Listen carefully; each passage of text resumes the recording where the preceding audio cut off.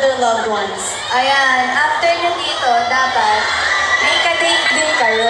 Nakakilig after ng SM ganap. Talagang nag-rent talaga si GM ng pa-date kay Fiang. May pa-red carpet pang nalalaman ang ikalal.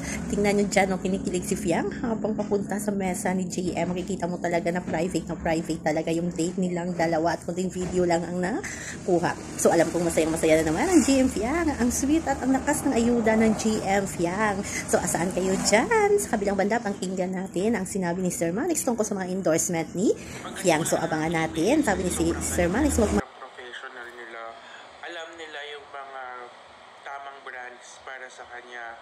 Kasi kung tatanggapin namin lahat ng mga nag-i-inquire sa kanya, sobrang dami. At si Fiang, di naman niya kailangan ng, wala namang minamadali yan na parang pera or what.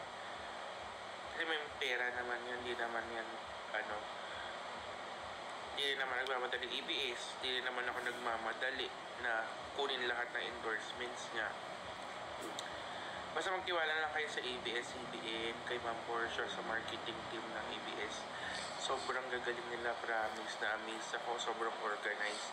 At buong tiwala ko na parang buong yung tiwala ko sa kanila na maalagaan talaga ng Sir Fiang. Hindi lang natin pwedeng madaliin, guys, ha? Kasi alam nyo, pag minadali nyo yan, minsan hindi nagiging magandang resulta, di ba?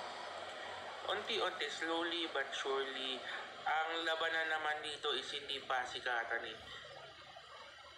patagalan, di ba? Dami artist ang hindi naman sobrang sumikat tapos bilang nalaos, di ba?